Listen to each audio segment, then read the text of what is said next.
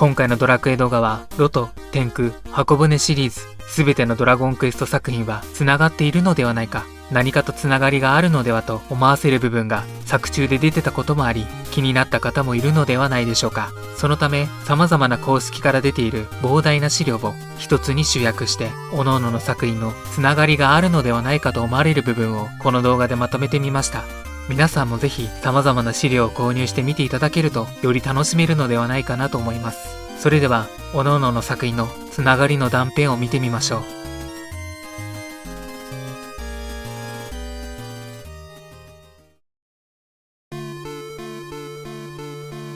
ドラゴンクエストの始まりの物語になるであろうロトの始まりと、精霊ルビスがまだ神ではなかった物語を見ることができるのが精霊ルビス伝説になります。天はミトラ神をはじめとする神々の住まい、天と地の間に両者を橋渡しする世界があった。それがルビスとロトが住むイデーンという場所であった。イデーン誕生の時、5つの精霊をミトラ神は誕生させました。赤い瞳カリクティス、黒い瞳コリドラス、緑の瞳オトシンクルス、青い瞳ポリプルテス、黄色い瞳アヌビアス。これらの精霊をミトラ神は誕生させます。この物語で登場するロトは精霊と人の禁断の愛によって誕生することになります。またロトには黒竜の特別な力が備わっていた。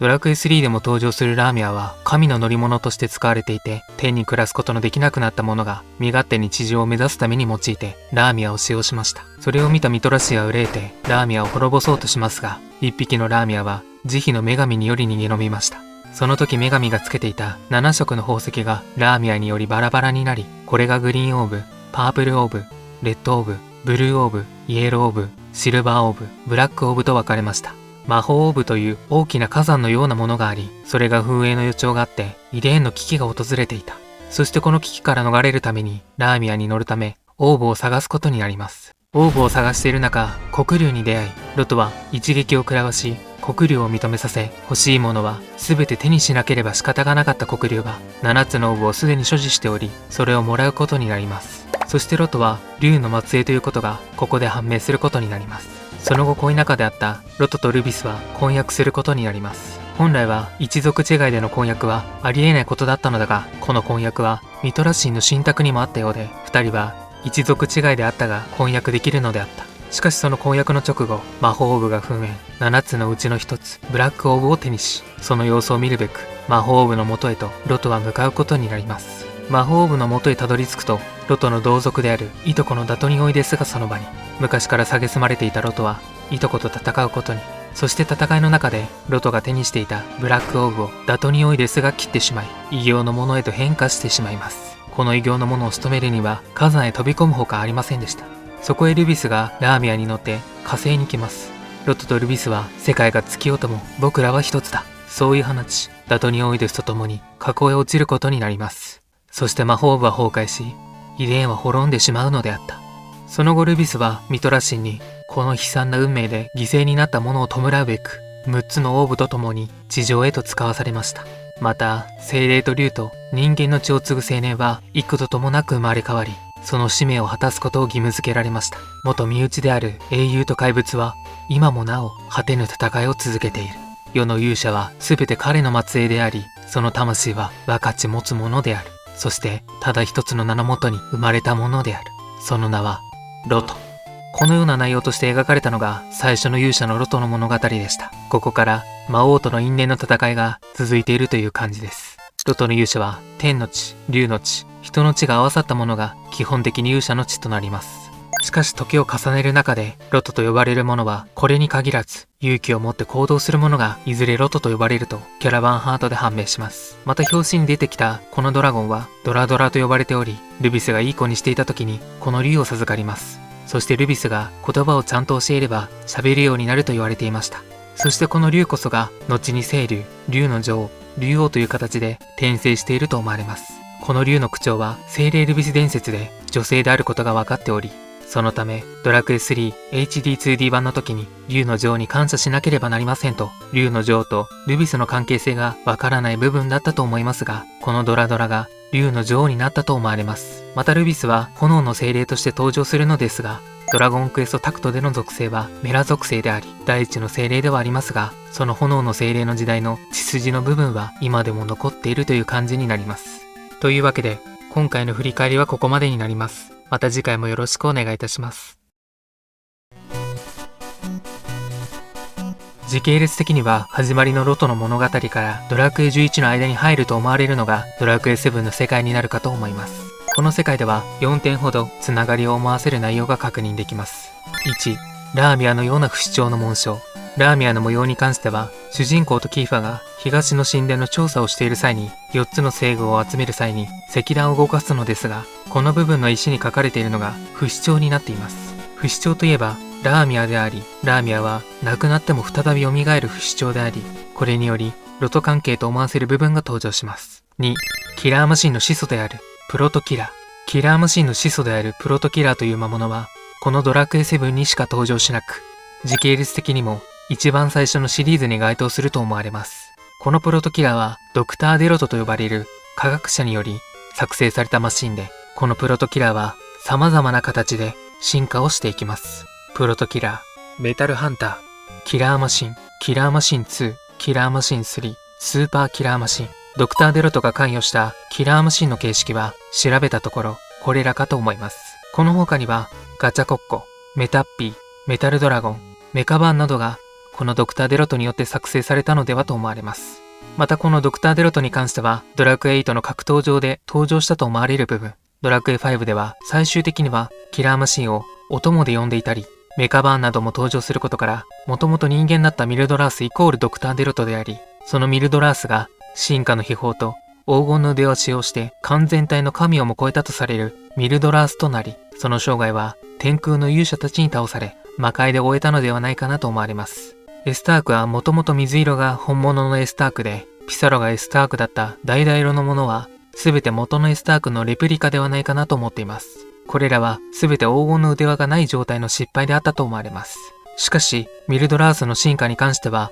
進化の秘宝と黄金の腕輪とセットになった姿と考えています。3、キーファかライラがロトの血筋。これに関しては、キャラバンハートの部分で出てくる描写の中で思われる部分になりますが、キーファは操られたマガルギにより、ドラクエ7のグランエスタードの自分の部屋より、ドラクエ2の世界へと飛ばされます。そして、ルビスを慕うマガルギから言われますが、このロトの力は与えるものではなく、生まれ育てるものだと。そして人間の中に、まだロトの力を受け継ぐものが、このような描写が描かれています。このことから、キーファかライラがロトの力を受け継ぐものではないかなと思われます。ライラに関しては、大地の精霊の加護を受けており、コリドラス家の大地の生を思わせます。そしてグランエスタードの国庫の宝箱では、王者の剣があり、これを装備できるのが、主人公、キーファ、アイラとなっています。王者の剣とのつながりに関しては、明確にはありませんが、見た目がほぼ一緒なので、非常に気になってしまうなと思うところになります。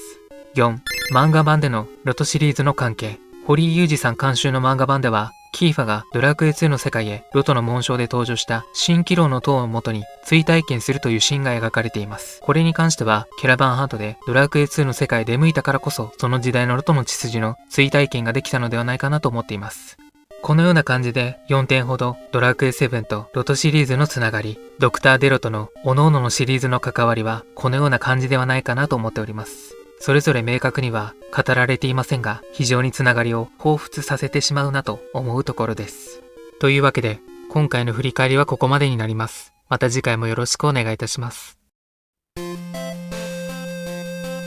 時系列的にはドラクエ7よりも後に来て、ドラクエ3よりも間に来るのがドラクエ11の物語かと思われます。精霊ルビスの名前は登場していませんが、大地の精霊の石像が医師の村で登場しています。また医師は石、ロトである部分も隠されています。もともとはドラクエ11の勇者が誕生する前は、勇者老主一行が邪神ニズゼルファを討伐するべく旅に出ていましたが、ウラノスの裏切りにより勇者老主は亡くなってしまいました。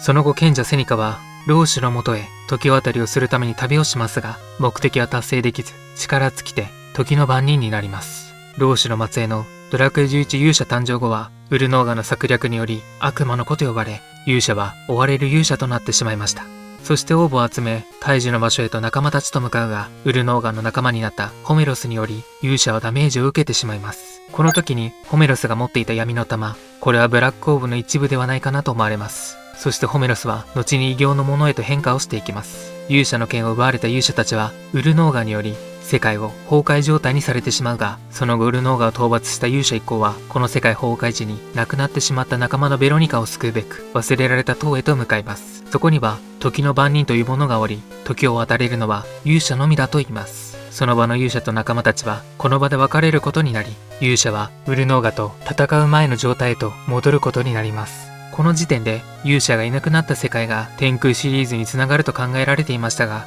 ドラクエ11のネタバレードショーの堀井さんの発言により、ドラクエ11から天空シリーズという流れに関してはなくなったという感じになります。そして無事、時渡りに成功した勇者は仲間たちと再会し、ベロニカとの再会に安堵した。ウルノーガの策略を防ぎ、その後ニズゼルファの存在を知ります。そして勇者一行はニズゼルファを討伐することに成功し、勇者一行は時の番人のセニカのところへと向かい、勇者の剣と勇者の力をセニカに渡して、セニカを老主がいた時代へと戻してあげます。その後命の大樹へ向かい、勇者の剣を大樹へと奉納すると、青龍が登場して、青龍は私が闇に落ちたらその剣でと言い、後に勇者が竜王を倒すという伏線の内容となりました。エンディングではドラクエ1の主人公が竜王の元へ向かうシーンや、ドラクエ3の主人公の旅立つ日のシーンが描かれています。このシーンではドラクエ3の勇者の母がドラクエ11の勇者たちが描かれた本を読んでるシーンが少し映ります。セニカが老主の元へと戻れたので、勇者11たちの功績はなくなってしまうのでは、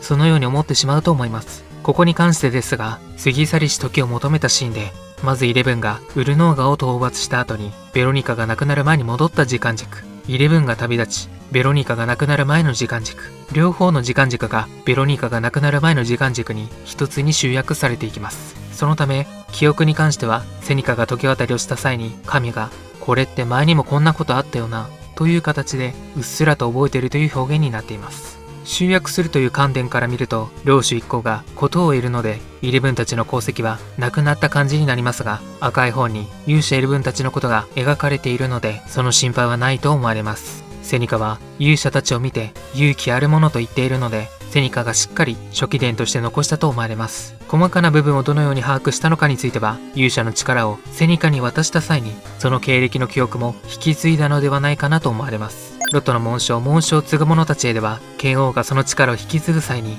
歴代の記憶も引き継ぐという部分が描かれているので、勇者の力を引き継ぐ際にも例外ではないと思います。そのため細かく赤い本へと記すことができたのではないかなと思います。そしてこの11たちの冒険は伝説の物語となった。というわけで、今回の振り返りはここまでになります。また次回もよろしくお願いいたします。ドラクエ11の世界からどのようになったかは不明な部分ですが、ドラクエ3の物語の前に起きたゾーマがまだ人間だった頃の話と、アレフガルドが初めて創造された描写がロトの紋章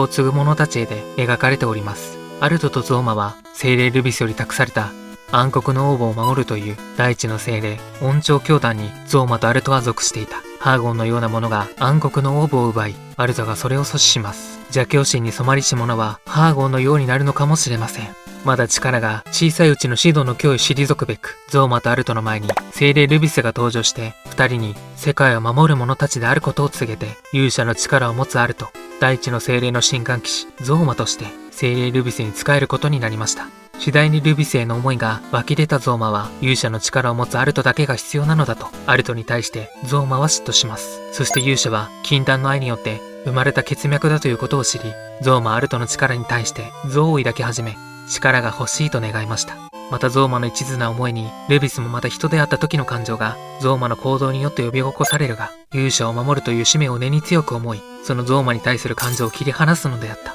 これが後に脅威となるクイーンゾルマとなります。そしてこの感情を切り離すために作業を行ったのは、天空シリーズで登場するマスタードラゴンが切り離す描写が描かれています。ドラクエ3ではゼニス一世が登場しますが、ドラゴンクエストモンスターズスーパーライトではマスタードラゴンの転生前がゼニスドラゴンとなっており、このゼニスが竜化した姿がマスタードラゴンではないかなと思われます。ゼニス王のお城は後に天空城になるので、この時代あたりからゼニス城もあったのではと思っております。そして力を求めたゾーマは暗黒の王の力を取り込み、指導討伐前にルビスと対面するが、すでに闇に取り込まれており、ルビスはゾーマに対し新たな不吉の予感を感じました。その後ゾーマはアルトと一緒にシドを倒すことになりますが、アルトのことを後ろから剣で刺して亡き者にしてしまいます。血脈ごときが断たれ、滅ぶ世界なら滅びればいい。あなたの愛する全てを消し去って、全てが滅びれば、あなたも苦痛から解放されるであろう。ゾーマはそう言い放ち、魔界の扉が開かれて、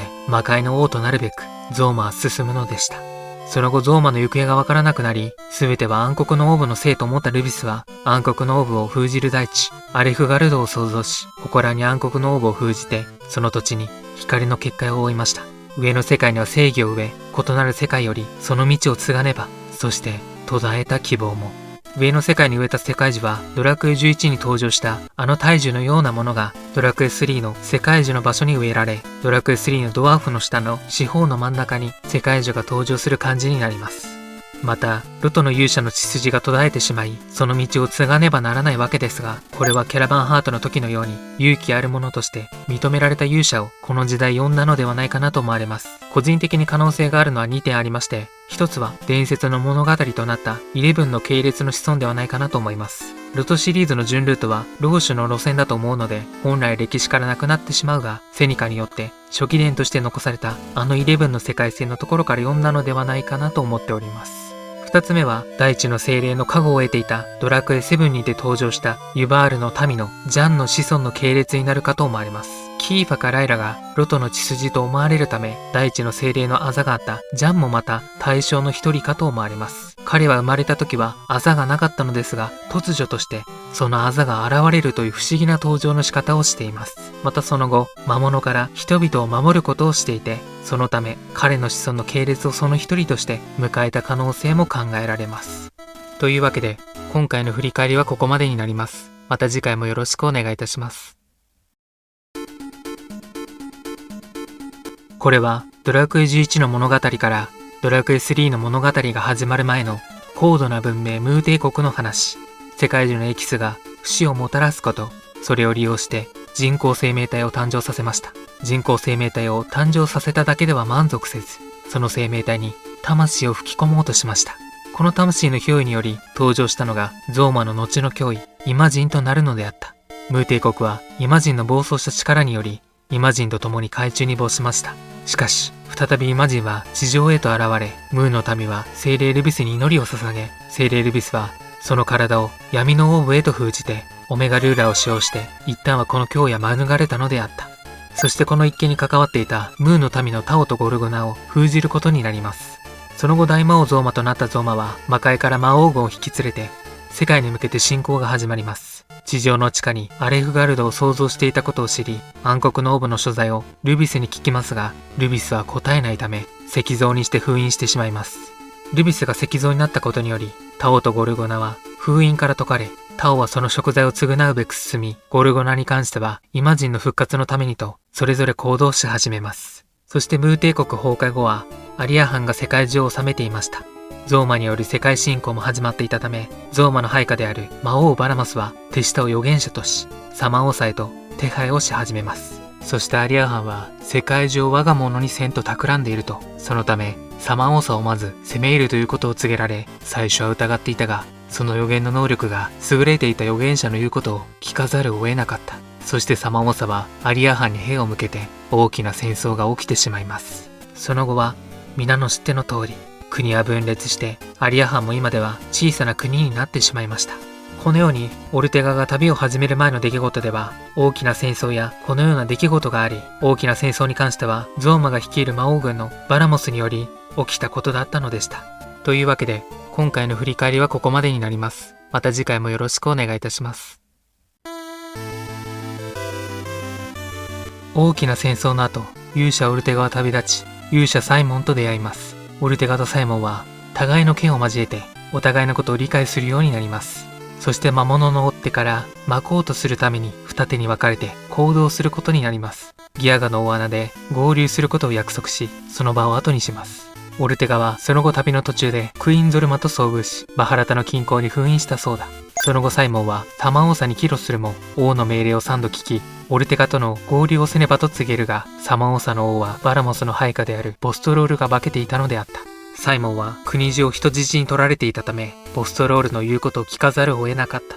そして勇者サイモンはサマオサ国が代々使用していたロマリア北東にある祠の牢獄でおとなしくしていること、そう言われ勇者サイモンは祠の牢獄で朽ち果てるのであった。勇者オルテガに関しては火山に落ちたと不法としてアリア藩へと告げられていた。そして父の後を継ぎ魔王バラモスを討伐するべく勇者とその一行は旅に出ることになります。6つのオーブを揃えた勇者たちはレイアムランドのラーミアを復活させて魔王バラモスの元へと行き魔王バラモスを討伐します。しかし心を落ち着かせる暇もなく、さらなる闇、大魔王ゾーマの存在が。勇者たちは竜の女王の元へと赴き、光の玉を授かった勇者たちは未知なる土地アレフガルドへ。この後竜の女王は新たなる竜の卵を産み、勇者に光の玉を渡してその身を全うすることになります。そして勇者は大魔王ゾーマに対抗するべく王者の剣、勇者の盾、光の鎧、光の兜を入手し、妖精の笛を使って精霊ルビスを復活させました。勇者一行は石化された精霊ルビスを救い、聖なる守りを授かることになります。この守りはゾーマが人間の時に一緒だった勇者アルトに渡すはずだった聖なる守りでした。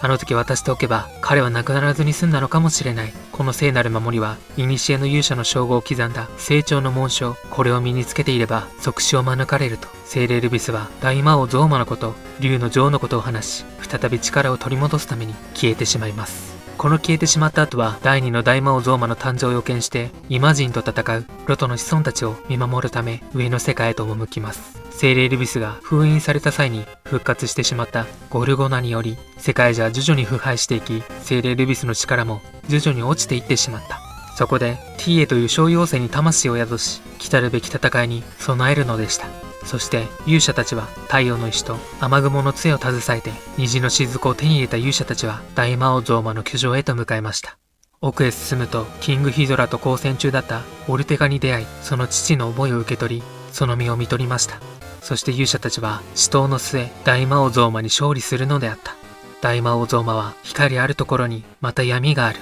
再び何者かが闇から現れよう。すでにその兆しは生まれている。だがその時お前は年老いて生きてはいまい。そう言い放ち大魔王ゾーマは朽ち果てていきました。その後光の玉は暗黒のオーブなどと共に保管されるのでした。この後竜の女王のもとにいたハーゴンの心にはかすかな闇の静寂が立ち込めるのであった。というわけで今回の振り返りはここまでになります。また次回もよろしくお願いいたします。ドラクエ3の世界から100年の時が経ち、ロトの血を引く兄弟がアレフガルドより精霊ルビスの導きにより帰ってきました。2人の名前はローランとカーメン。カーメン国ではアルスが生まれ、ローラン国ではアランが生まれました。ゾーマが予言していた新たなる闇、イマジン復活を見越し、第3の子孫である子を死産と偽り、アレフガルドでかくまいます。その後の子孫が第3の子孫、アステアが生まれます。ドラクエ3の勇者は3人の子を授かり、その子孫がアルス、アラン、アステアと誕生しました。ロトの紋章は3つに分かれ、それぞれ渡ることになります。竜の女王から生まれた卵からは竜王が生まれており、イマジンの策略によって魔王軍の配下となっていました。また勇者であったアランも策略により闇の勇者ジャガンとして魔王軍に入ってしまっています。ゴルゴナ、グノン、竜王、ジャガンの魔王軍によりイマジン復活のため働き、その復活の時が来てしまいます。闇のオーブの封印の場所は聖なる力の者にしか立ち入られない場所のため、勇者の力を持つジャガンにより闇のオーブを封印から解き、イマジンの復活の決定打となってしまいます。そして戦いの中で竜王は竜の女王の愛を知り、ジャガンは親の愛を知り、勇者へと覚醒します。イマジンが完全に復活し、闇のオーブでさらに力を得ますが、ロトの子孫とその仲間たちによってイマジンは倒されるのであった。その後世界中が復活し、精霊ルビスが力を取り戻します。器であったティーエは亡くなってしまうのですが、勇者アルスの願いによりティーエは復活します。その後精霊ルビスに関しては世界を復興するべくタオと共に天界へと帰るのであった。光の玉は再びラタトームの城へとアランとアステアによって封印されることになります。竜王に関してはラタトーム付近のゾーマ城へと住み着きます。そして驚異の戦いの後、アランとアステアはその後結ばれてアロトとアニスの双子を授かるのでした。というわけで今回の振り返りはここまでになります。また次回もよろしくお願いいたします。イマジンを倒して約25年、世界が平和だったところに新たなる脅威が。ドラクエ3で倒した大魔王ゾーマの妃であるクイーンゾルマにより復活してしまいます。このクイーンゾルマはその昔、精霊ルビスが自分がゾーマに対する思いを断ち切った際に誕生したものでした。クイーンゾルマはオルテガによって封印されたが、その精神で不死鳥ラーミアを捕らえて無理に卵を産ませました。そしてその次の代のラーミアをよりしろに復活を目論みます。しかしクイーンゾルマはゾーマを復活させるも、もともと憎きルビスの面影を感じたゾーマにより滅されます。そして最終決戦はアレフガルドで戦うことに。アルス、アラン、アステア、アロト、アニス、5人のロトの子孫や仲間たち、そして竜王で復活した大魔王ゾーマとの最終決戦。ルビスの力を授かり成長したティエはアレフガルドの大陸の周りにドラクエ2の世界の大陸を誕生させ、世界中の苗木が根付きます。そして精霊ルビスは自分の身を犠牲にこの世界と勇者たちのためにと力を使います。そして大魔王ゾーマはその功に対し激怒し、大地の精霊の神官だったため使用することができる契約を大地の精霊と交わします。それは共生契約。これは自らの命を使い世界を道連れにすることでした。しかしこれは本来天変地異などから救うための手段だったのです。この共生契約を発動後、世界中の心が闇の恐怖により一つになって、上の世界の人たちは勇者の心とつながることになります。その後、ゾーマと直接戦っていない他の仲間により、この時オーブを使用して、そのラーミアの魂も解放されることになります。そして、ゾーマにより発動された共生契約を解除するべく、それをさらに上書きで書き消すべく、共生契約の手段を取りました。この役目は、双子のアニスが行うことになり、アニスはようやく自分が勇者としての使命を果たすことができると言い、その命とともにゾーマの共生契約は解除されました。悲しい犠牲も多かったが、復活した大魔王ゾーマを死闘の末、倒すことができるのでした。そしてルビスに関しては、ドラクエ2の世界樹と一体化し、ドラクエ2の主人公たちに加護を与えるのでした。伝説の武具であるロトの剣は、貴様ら勇者の行く末を見定めるため、預かってやろうと竜王が預かり、その後は知っての通り、竜王城の宝箱に入ります。ロトの鎧に関しては、ドムドーラへと預けられました。そして勇者アルスは、世界を守る役目は次の世代に任せると言い、ティーエと共にどこかへと行ってしまいました。勇者アロスは姉のアニスの悲しみと共にロトの印をこの紋章を必要とするとき、紋章は君の手に届くだろう。僕は紋章を託す。そう言ってロトの印を空高く投げてどこかへと行ってしまいました。そしてその後の彼らの所在は誰も知る由もない。描写の中では上の世界にはロトの勇者の血筋は全くいなくなってしまいますが、精霊ルビスの導きによりローランとカーメンが帰ってきたという描写があるので、そこに関しては問題ないのではないかなと思います。もし帰ってこなかったとしても、上の世界の住人たちと勇者の心がつながったため、その心の土台は誰にでも備わったのではないかなと思われます。そのためロトの力は与えるものではなく、生まれ育つもの、勇気を持って行動するものがいずれロトと呼ばれるようになると、このようにキャラバンハートで描写が描かれたという感じになるのではと思われます。というわけで、今回の振り返りはここまでになります。また次回もよろしくお願いいたします。ドラクエ3の世界から数百年の時が経ち、ラルス王16世がアレフガルドを統治していました。大魔王ゾーマを一緒に倒した竜王だったが、その後ローラ姫をさらい、世界を救うべく伝説の勇者ロトの血を引く者が現れ、ドラクエ1の主人公は旅に出ることになります。そしてローラ姫を救い、王女の愛を手に入れた勇者はロトの印を入手することになります。その後太陽の石と雨雲の杖を携え、虹の雫を入手した勇者は竜王のもとへ。旅の中でドムドーラではロトの鎧を、竜王の城ではロトの剣を入手することができました。竜王のところへ着くと、竜王からは世界の半分をお前にやろうと言われるが、その答えに反し、竜王を倒すことになります。その後アレフガルドに平和が訪れて、ドラクエ1の主人公はローラ姫と共に旅に出て、後のドラクエ2の世界の地へと来ることになります。そして竜王のこの行動に関しては、ロトの紋章の勇者アルスとの会話の時に、お前ら勇者の行く末を見定めるという会話、アロスのことを修行をつけていたりしていたので、真意は不明なところですが、人間に対する平和ボケ的なところで、自ら悪役を買って、このような行動に出た可能性も考えられます。そのため、ドラクエ2では、再びロトの剣が竜王の城にあったのではないかなと思われます。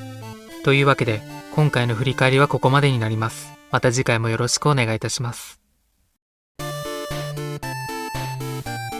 ドラクエ1の世界から100年後の世界がドラクエ2の世界になります。ロトの血を引きし若者は暗闇の支配者竜王を倒しアレフガルドを救うのであった。そしてドラクエ1の主人公はローラ姫を連れてドラクエ2の世界の土地に来たります。後にローラ姫は3人の子を設け、ローレシア、サマルトリア、ムーンブルクの3国を建国します。その後、邪教ハーゴンが登場し、ムーンブルクを制圧します。ローレシアの王子はハーゴンの脅威を知り、サマルトリアの王子とムーンブルクの王女と合流し、5つの紋章を探し始めます。5つの紋章を集めた3人は精霊の祠へと向かいます。ロトの子孫たちは精霊ルビスによりルビスの守りを授かるのであった。また、ロトの紋章を継ぐ者たちへの時の世界樹の苗木はしっかり育ち、その後サマルトリアの王子がハーゴンの呪いにかかるも世界樹の葉が取れて呪いも消し去ることができるようになりました。竜王に関してはひ孫がおり、竜王城へ行くと会うことができます。なかなかフレンドリーで竜ちゃんと呼んでくれという部分も垣間見れます。その後、ロンダルケアに神殿を構えているハーゴンの元へと向かい、悪霊の神々ハーゴン、破壊神シドを倒すのであった。その後は世界が平和になった後、ロトの子孫たちはまたもやどこかへと消え去ってしまった。漫画版ドラゴンクエスト7エデンの戦士たちでは、ローレシアの勇者が上の世界へと赴いたシーンが描かれているので、ローレシアの王子のみ上の世界へと向かった可能性が考えられます。リュウちゃんに関しては、ハーゴンのことをよく思っていませんが、もともと竜の女へ仕えていたハーゴンですが、その後ハーゴンは世界を滑る偉大な竜に育て上げてみせますと、ドラクエ3のエンディングで判明します。ロトの紋章では竜王がいる場所に邪神の像があり、すでにハーゴンの手によって魔王軍へと入っていた可能性が考えられます。そして邪教徒になることにより、あのハーゴンの姿へと変化したのではないかなと考えられます。そのため、つながりがわからないながらも、リュウちゃんに関しては幅を利かせていたハーゴンのことを全くよく思っていなかったのかもしれません。というわけで、今回の振り返りはここまでになります。また次回もよろしくお願いいたします。ドラクエ2の世界から数百年後の世界がキャラバンハートの世界になります。ドラクエ2の世界からだいぶ時が経っていて、世界樹の部分などは腐敗してしまっていました。このキャラバンハートはドラゴンクエスト25周年アニバーサリー冒険の歴史書にてドラクエ2の世界の未来ということが判明しています。ドラクエ7の世界のキーファグランはこの作品のラスボスであるギスバーグに取り憑かれたマガルギの策略によりドラクエ2の世界へ連れ出されました。ロトの装備に関してはそれぞれオーブとなっており、これら4種類が合わさったものがロトのオーブと呼ばれていました。そして4つのオーブは4玄魔によって管理されています。4つのオーブを集めるようマガルギに言われ、4つのオーブを集めるのですが、そのマガルギはギスバーグというものに体を乗っ取られていました。そしてギスバーグが出現して、キーファたちは討伐するのでした。そして一旦マガルギからギスバーグを退き、今度はギスバーグ本体と戦い、勝利することになります。ロトの血筋に関しては、途絶えたわけではなく、現在は眠っているだけ。また、血筋だけがロトの証ではなく、勇気を持って行動する者が、いずれロトと呼ばれるようになると。そしてこの中からロトの力を受け継ぐ者が、キーファまたはアイラがロトの力を受け継ぐものなのか、ここはしっかり明記されているわけではありませんが、ライラもまた大地の精霊の加護を受けており、これは精霊ルビス伝説の五大家を思わせる部分かと思われます。というわけで、今回の振り返りはここまでになります。また次回もよろしくお願いいたします。時系列的にはキャラバンハートよりも後でドラクエ10よりも前に来るのがドラクエ8の世界かと思われます。この世界では6点ほど各々のシリーズとつながりを思わせる内容が確認できます。1、レティスとラーミアの関係。ラーミアに関してはドラクエ3などで登場するわけですが、ドラクエ8のエンディングの部分でレティスがあの世界ではラーミアだったという話の描写が登場します。ラーミアはドラクエ3で登場しているので、レティスの言葉から考えると必然的にドラクエ3よりも後に来るのではと思われます。またドラクエ3リメイクではレイアムランドの壁画にラーミアの壁画なのにレティスみたいな見た目で描かれているのも面白い部分です。そしてレイアムランドの巫女たちは身長の杖のようなものを所持している部分も見られます。その後バトルロードでこの身長の杖が入手ができます。2番、キラータイガーからキラーパンサー。キラータイガーからキラーパンサーになった部分に関しては、ドラクエ2にて登場したキラータイガーといえば、最初はこのような見た目をしていたのですが、ドラゴンクエストタクトでは、キラーパンサーのような見た目となりました。これにより、このキラータイガーがキラーパンサーへと変化していったのではと思う部分です。ドラクエ8では、キラーパンサーに乗れるようになったりと、特別な部分になっているのも気になる部分ですね。そしてバームレンでのイベントで登場したあの木は、世界樹の一種ではないかなと思われます。3番、イニシエのロトの剣の登場。ドラクエ8の 3DS 版では、イニシエのロトの剣が登場しています。ロトの剣で入手できるわけではなく、一旦イニシエのとつける部分が考えてしまうなと思うところです。4番、竜神王の最終形態が竜王に似ていること。竜神王の最終形態はあの竜王を思わせるような姿で、登場するのですが、ロトの紋章で修行をつけている時のように力を試すような部分が少し思わせてしまうなと思う部分です。また8は天の地、竜の地、人の地を持つ勇者という部分もロトシリーズの関係を思わせる部分です。5番、アルゴングレートの位置づけ。アルゴングレートといえば、ジャゴスの部分に登場するあの赤い宝石のイベントになるかと思われますが、実はアルゴングレートはドラゴンクエスト10でも登場するのですが、ここの図鑑説明を確認してみると、なんと、絶滅という部分が確認できます。そのため、ドラクエ8からドラクエ10というのが時系列的には考えられる部分の一つとなります。6番、ドラクエ8とドラクエ10の細かなつながり。ドラクエ8とドラクエ10で登場するのが結構いろいろあるので、この辺のつながりはどのようになっているのか明確な理由はありませんが、一応見てみましょう。錬金釜。ドラクエ8もドラクエ10でも登場する錬金をして道具を生成することができる大事なものになります。ドラクエ8ではトロ殿城にあり、後にトロデが直して使用することができるようになりました。ドラクエ10ではエテーヌ王国という王国で錬金を得意とする王国になっています。ヌークソ。ドラクエ8とドラクエ10で登場して、これは両方とも雪山地方で登場します。ドラゴンソウル。この技はドラクエ8とドラクエ10のみで登場する技で、ドラクエ8ではレベルアップをすることにより取得、ドラクエ10ではチャンス特技としてクエストをクリアすることにより使用することができるようになります。このドラゴンソウルは竜の魂を解放する竜人族の秘技で、アルマトラというキャラがドラクエ9で登場しますが、このアルマという意味はスペインで魂や愛を意味する言葉、そしてドラクエ10の世界のアストルティアのティアは涙を意味する言葉となっています。竜の涙と魂を解放した技がこのドラゴンソウルという技なのではと思っております。アストルティア文字。これはドラクエ8やドラクエ10で登場して、最近ではドラクエ3リメイクでのレティスと思わせるようなラーミアの壁画にもこのアストルティア文字が使われております。このような感じでドラクエ8はロトシリーズでのつながりとドラクエ10でのつながり部分を思わせるような内容が描かれているのがポイントかと思われます。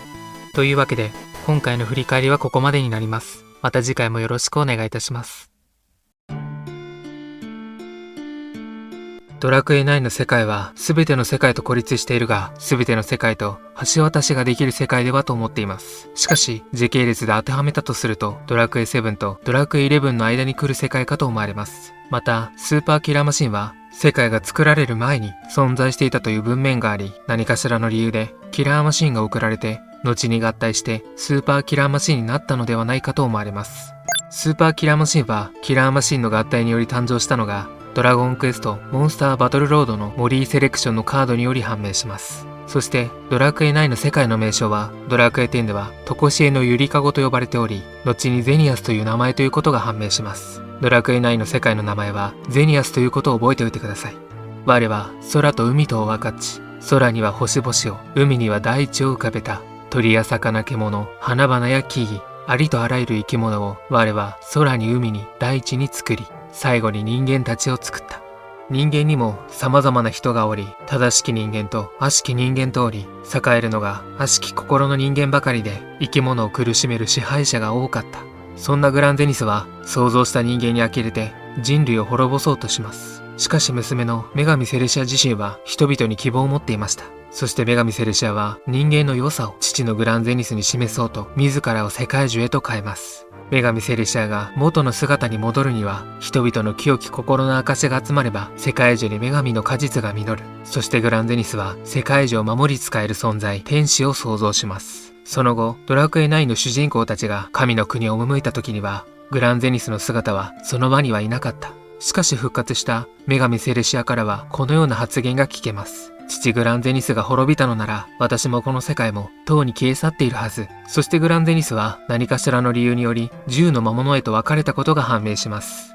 魔剣神レパルト、ジャガンコーテアウルート、怪力軍曹イボイノス、ハヌマン、ブラッドナイト、イデアラゴン、スライムジェネラル、スーパーキラーマシン、アトラス、黒竜丸、これらの魔物へ部位を分けて宝の地図の最深部へ封じられることになります。またこの魔物は全ての人類を滅ぼそうと目論む輩とされていました。グランゼニス自身は自分の悪しき心を闇の部分としてこのように宝の地図へと封印したと思われます。その後宝の地図のグレイナルより闇と光を蘇らせ、幽閉されたアゲロゴスの魂が肉体へ戻り、あの方も自由になるはず。このことからグランゼニスは復活したと思われます。闇は10の魔物を倒すことにより復活。光は星空の守り人になった役目を終えた天使が元の場所に帰還することにより復活。星空の守り人になった天使はもともとグランゼニスより生まれました。創造神グランゼニスは創世の力があり、その創世の力が元の場所へと帰り、創造神グランゼニスを復活させるのがドラクエ10で判明しました。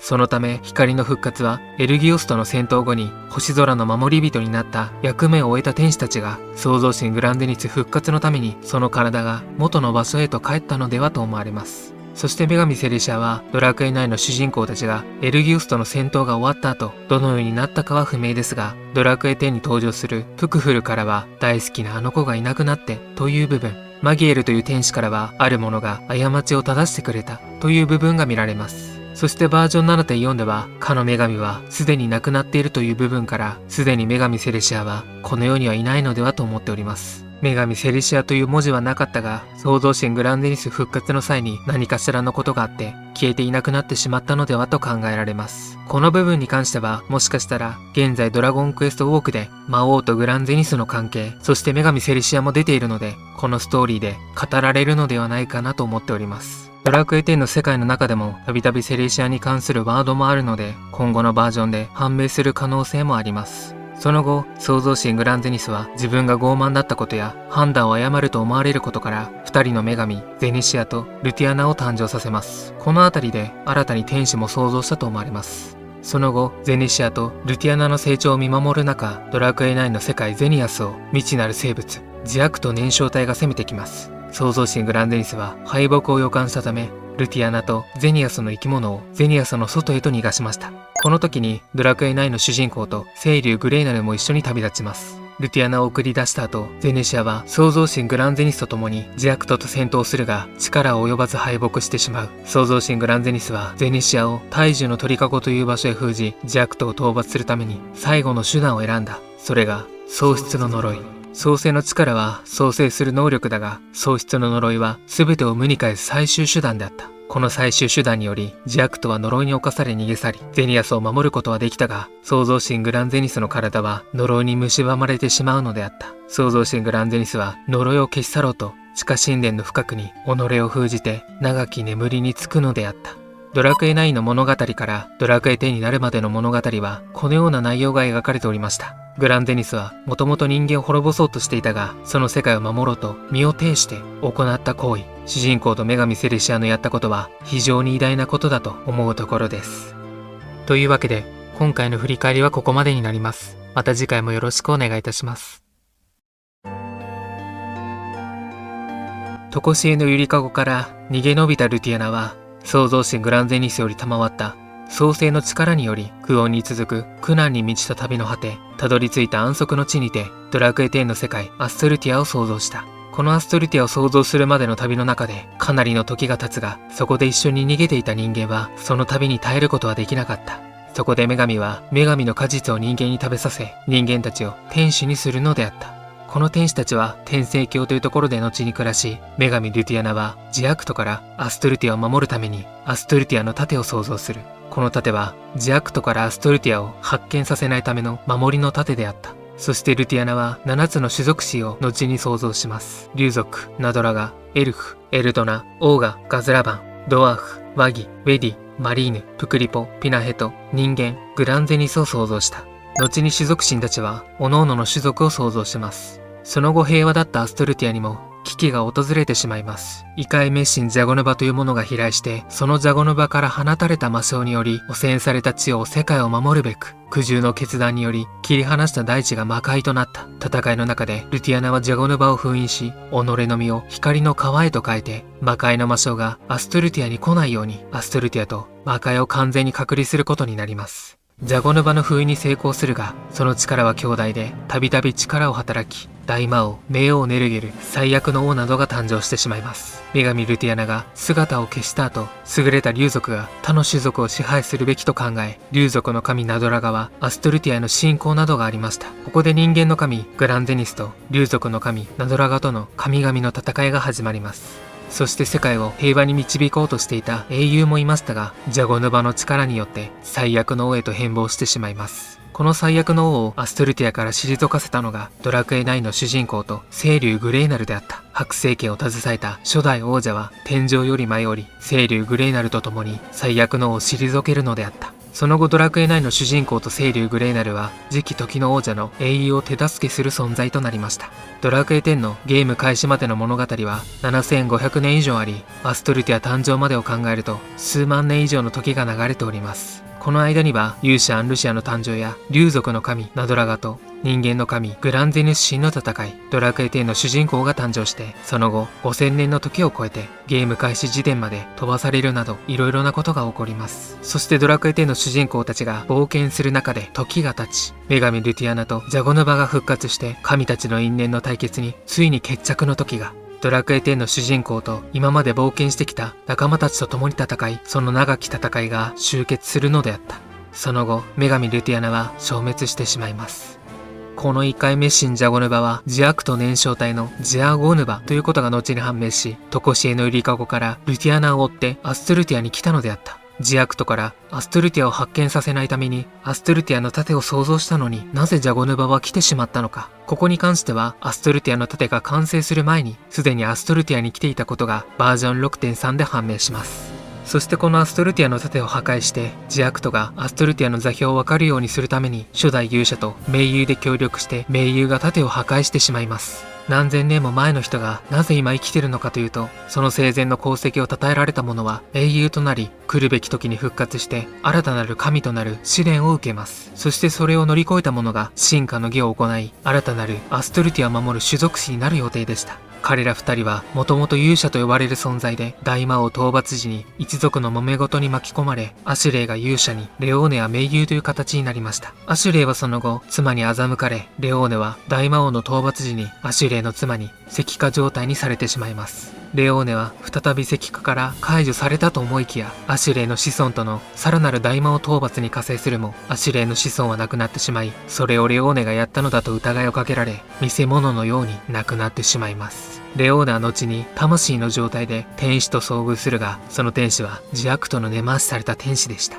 生前の功績を称えられ、その御霊は来るべき日に新たなる肉体が与えられよう。そして来るべき時が来て、レオーネは復活をします。その時期にアシュレイも英雄に選ばれており復活します。条件を満たし進化の儀を行うが、ジアクトの根回しされた天使により英雄たちは悪人と化してしまいます。この悪人状態は自分の像の部分を増幅させるものでした。復活したレオーネはアシュレイにこの腐った世界を変える術を話し協力をさせます。そして盟友レオーネはアストルティアの盾を破壊してしまうのであった。その後アストルティアジアクトが攻めてくるが、一旦はドラクエ10主人公と天使たちでなんとかジアクト燃焼体を退けるが、再び軍勢でアストルティアに進軍してきます。ドラクエ10の主人公たちは万象の王ジアクト燃焼体の王ジアレドゲノスを倒し、アストルティアを救うのでした。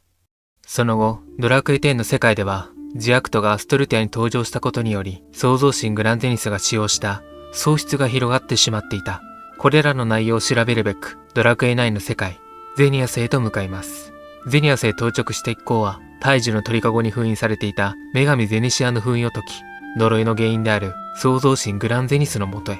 創造神グランゼニスのもとへ着くと、アストルティアの母であるルティアナから創造された人間であるドラクエ10の主人公は、ルティアナの子であるため、創造神グランゼニスが反応します。これにより、もしかしたら創世の力を一斉に創造神グランゼニスへと返せば復活するのではないか。そして主人公たちはドラクエ9の世界で登場した天使たちの後に創造された天使を救い、あの神々の場所へと出向きます。その後、天使マギエルと助けた天使たちの創世の力を介して、地下神殿の深くに封印された創造神グランゼニスを復活させます。そして創造神グランゼニスは女神ルティアナが旅立つ前に話した誓約のことを話します。父の名を継ぐ神と共に帰り、姉ゼニシアとゼニアスを救うと誓いますと。これがグランゼニスに放った女神ルティアナの誓約でした。そして呪いの源である呪いのグランゼニスと戦い、力が弱まったところで創造神グランゼニスはその呪いと共に自らを消し去ることでゼニアスの世界と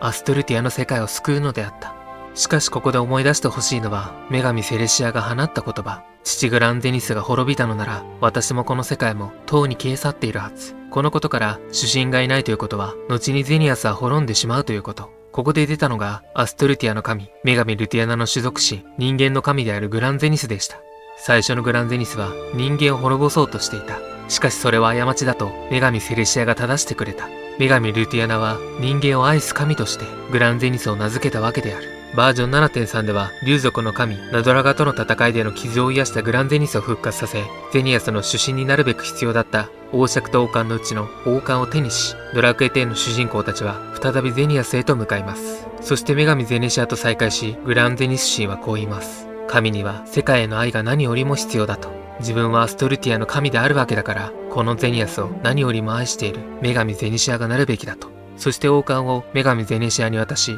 女神ゼネシアは王爵と王冠を手にした後、オーブは現れぬかという謎の言葉を言い放ち、グランゼニスを石へと変えてどこかへと飛んでいってしまいます。そしてドラクエ10主人公たちで女神ゼネシアの暴挙を止めるべく女神ゼネシアと戦い弱らせることになりますが、その後女神ゼネシアは喪失が具現化した生物により吸収されてしまうのでした。女神ゼネシアがこのような暴挙に出た理由は、ドラクエ9のゼニアスに自悪党を信仰させ、それを退かせて自分の力を父であるグランゼニスに認めさせたかった。しかしその傲慢さゆえに王爵と王冠を手にするも、ゼニアスの継承の証であるオーブが現れなかったのでした。このオーブはゼニアスの意志が持ち主を選ぶというものでした。これに気づかせるため、そして反省させるために、大樹の鳥かごへと創造神グランゼニスによって封印されるも、それに気づけなかった女神ゼネシアは様々な暴挙を行っていき、創世の力、神の力、時渡りの力を得るが、結果的に喪失を具現化した生物の糧となってしまったのでした。この生物に関してはバージョン 7.5 で判明することになると思われます。この生物は創世の力、神の力、時渡りの力と今までのドラクエシリーズの中でも一番強い最悪の敵であることは間違いないと思われます。ここまでがドラクエ9からドラクエ10の壮大な物語となります。というわけで今回の振り返りはここまでになります。また次回もよろしくお願いいたします。天空シリーズの始まりであるドラクエ6は時系列的にはドラクエ3よりも後でドラクエ10よりも後に来る形かと思われます。そして天空シリーズの明確な時系列はドラクエ6のデスコットの部分にて公式で明確に判明します。ここでのイベントでは近い未来がドラクエ4の世界、遠い未来がドラクエ5という形で選択肢によってキャラクターがその村に登場します。天空シリーズの時系列は6、4、5という形で時系列の方が分かりました。天空装備での関連ではラミアスの剣はドラクエ6主人公が氷の洞窟にて錆びた剣を入手して、その後ロンガデセオのサリーによって鍛え直されラミアスの剣を入手します。ドラクエ4では世界樹の元に天空の剣があるのでおそらくゼニス城へと収められたと思われます。その後はドラクエ4の世界樹へと渡り、ドラクエ4主人公が入手して地上へ帰った後は時が経ち、パバスが天空の剣を見つけます。セバスの兜はドラクエ6主人公がレイドック城にて父から入手します。そしてドラクエ4では天空の兜の部分で天空人からとの記載があるので、おそらくゼニス城へと収められた。その後は天空人によりスタンシアラへと天空の兜を残して羽ばたいていったドラクエ4主人公が入手して地上へ帰った後は、その後テルパドールに天空の兜を渡ります。オルゴーの鎧はドラクエ6主人公がグレース城にてオルゴーの鎧を入手します。その後はどのようになったかは不明だが、天空の鎧は戦士リバストにより受け継がれて、その鎧は海なりの祠へと渡った。そしてドラクエ4主人公が入手して地上へ帰った後は、ドラクエ5では光の教団へと渡り大神殿へと保管されます。スフィーダの盾はドラクエ6主人公が不思議な洞窟にてスフィーダの盾を入手します。そしてドラクエ4では天空の盾は天の神との記載があるので、おそらくゼニス城へと収められた。その後天の神によりバトランドの開祖バトレアの元へと渡った。しかしその天空の盾はガーデンブルグの女王へと上げてしまった。そしてドラクエ4主人公が入手して地上へ帰った後は、その後ドラクエ5ではルドマンの元へと渡る。天空装備での4、5、6での関係はこのような感じとなっています。また天空シリーズと各々のシリーズをつなげてくれるであろう内容に関してはこのような感じとなっております。1、ゼニスイコールマスタードラゴン。マスタードラゴンの始祖に関してはドラクエ6からかと思いますが、ドラクエ3ではゼニス王が存在しており、このゼニスはゼニス一世として登場しています。またドラゴンクエストモンスターズスーパーライトで登場したマスタードラゴンに関しては転生前はゼニスドラゴンとして登場しています。そのためゼニス王そのものがマスタードラゴンの可能性が考えられます。ドラクエ3にて登場したゼニスに関しては人間の状態であり、竜化した姿がマスタードラゴンではないかなと思われます。2番、精霊ルビスの登場。ロトシリーズでは深く登場する精霊ルビスですが、ドラクエ6でもルビス城というものがあり、そこでルビスが登場します。このルビスに関しては、主人公を導いて冒険の一歩になるような行動をとったり、無道城へ向かうための竜の笛を事前に作成してくれていたりと、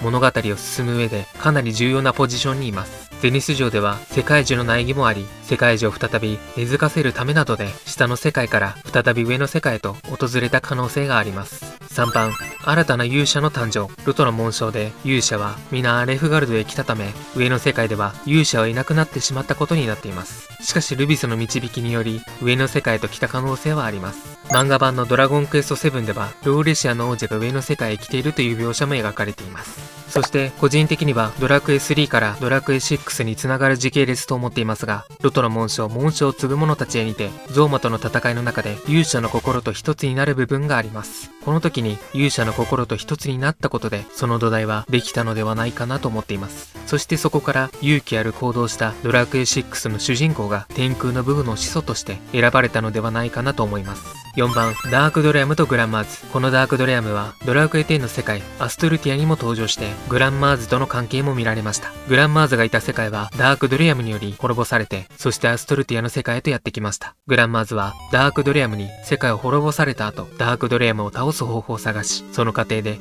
世界を渡る力を得ました。そしてドラクエ6の世界へと来たります。このストーリーはドラクエ6の前日譚であることが公式ガイドブックにより判明し、そのためドラクエ10はドラクエ6よりも前あたりに来る時系列になってきます。またダークドレアムは人々の悪夢を好むということで、これにより人々が望んだ悪夢によりダークドレアムが誕生してグランマーズの故郷を滅ぼし、ドラクエ10の無限編になってドラクエ6のグレース城にて登場。最後はドラクエ6エンディングのダークドレアム vs テリーという流れになるかと思われます。5番、魔王の力を受け継ぐ魔物。ドラクエ11では時渡りの迷宮というものがあり、ここでは魔王の力を得た魔物が登場します。そこでドラクエ6のデスタームアの力を得た魔物は象の見た目をしたナウマンムーアという名前の魔物が登場します。このナウマンムーアは象の見た目をしており、その見た目からインドの神ガネーシャを思わせます。このガネーシャは父シバ神に首から上だけが飛ばされたという逸話があります。そして最終形態で首から上だけがいる魔王がいます。そう、デスタムーア。ここで出てくるのが大魔王ゾーマなのですが、シバ神は破壊と創造の神で、大魔王ゾーマは全てを滅ぼすという魔王。色も青色で同じであり、その関係を少しだけ匂わせます。このことから大魔王ゾーマの転生先がデスタムーアなのではないかという考えになりました。またこのナウマムーアですが、なぜかドラクエ GS では書き換えられセルゲイムーアへと変更されています。開発上の理由でのリストラだと思いますが、非常に気になってしまうなと思うところです。このような感じで天空シリーズのつながりからその他作品でのつながりを思わせる内容となります。というわけで今回の振り返りはここまでになります。また次回もよろしくお願いいたします。